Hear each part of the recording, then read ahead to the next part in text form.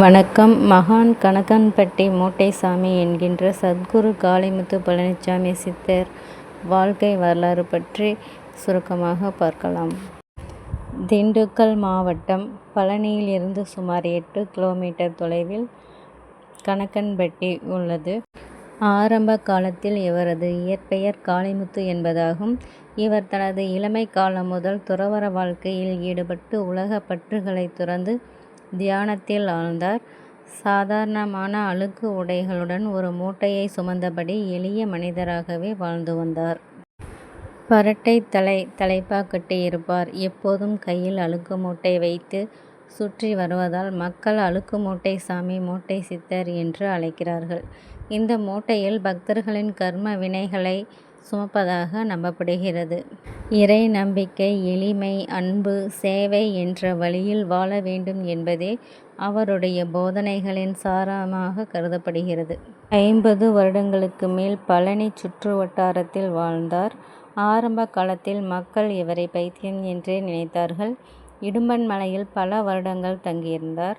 உச்சி வெயிலில் பாறையில் தியானம் செய்வார். மலையில் நனைந்தபடி படுத்திருப்பார்.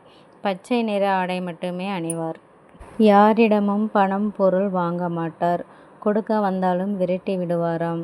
நிகழ்த்திய அற்புதங்கள். வாய் பேசாத சிறுவன் பேசியது. வெளிநாட்டு தம்பதி தன் வாய் பேச முடியாத மகனுடன் பழனி முருகனை தரிசிக்க வந்தார்கள். கணக்கன்பட்டி சித்தர் காரை மறித்து எதிர்க்கடையில் பிரியாணி வாங்கி வரச் சொன்னாராம். அந்த குடும்பம் சைவம். பிரியாணியை பிரித்தால் அது என்ன அதிசயம், சாம்பார் சாதமாக மாறியிருந்தது. அதை சிறுவன் சாப்பிட்டதும் எதிரில் வந்த வண்டியை பார்த்து அம்மா வண்டி என்று பேசினான். நிலம் வாங்க உத்தரவு கேட்டு ஒருவர் வந்திருக்கிறார். அவரிடம் கிழக்கு போய் வடக்கு போ என்றாராம். அவர் பார்த்த 2 நிலங்களில் வடக்கில் இருந்த நிலத்தின் வாசல் கிழக்கு பார்த்து இருந்ததாம். அதை வாங்கி வளர்ச்சி அடைந்தாராம்.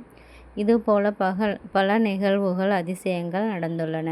திடீரென்று ஒரு நாள் இடும்பன்மலை அருகே மூச்சு பேச்சு இன்றி கிடந்துள்ளார். இவரை ஆஸ்பத்திரியில் கொண்டு போய் சேர்த்த போது அவர் இறந்து விட்டார் என்று டாக்டர் அறிவித்து விட்டார். அவர் உடலை காணாமல் தேடிய போது அவர் மீண்டும் இடும்பன்மலையில் தவம் இருந்தாராம். ஒரு சில பக்தர்கள் இவர் முருகப்பெருமானின் மறு அவதாரம் என்றே கூறுகிறார்கள். இன்னும் சில பக்தர்கள் சாய்பாபாவின் மறு அவதாரம் என்று கூறுகிறார்கள். இவர் எப்போதும் பக்தர்களை திட்டுவாராம், வேலை வாங்குவாராம். இந்த கல்லை எடுத்து அங்கு போடு, அந்த கல்லை எடுத்து இங்கு போடு என்று வேலை வாங்குவாராம். அதனால் கர்ம வினைகள் குறைகிறது என்று பல பக்தர்கள் கூறியுள்ளார்கள்.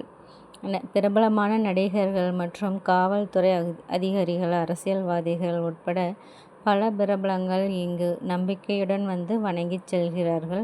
வெளிநாட்டில் இருந்தும் பல பக்தர்கள் வந்து தரிசனம் செய்கிறார்கள். தன்னை நாடி வரும் பக்தர்களின் குறைகளை கேட்டு அவர்களின் உடல் மற்றும் மனப்பிணிகளை தீர்க்கும் அற்புதங்களை செய்கிறார்.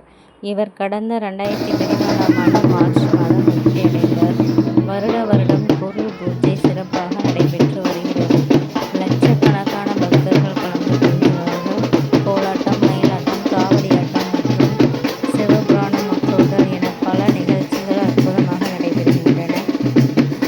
அவர் ஜீவசமாதி அடைந்த புனர்பூச நட்சத்திரம் அன்று சிறப்பு பூஜை நடைபெறும். இந்த கோயிலில் அமாவாசை, பௌர்ணமி அன்று சிறப்பு பூஜை நடைபெறும்.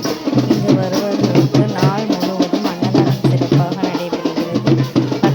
அமாவாசை, பௌர்ணமி அன்று அவர் ஜீவ சமாதியில் சாத்தப்படும் விபூதி மற்றும் சந்தனம் பிரசாதமாக தருகிறார்கள்.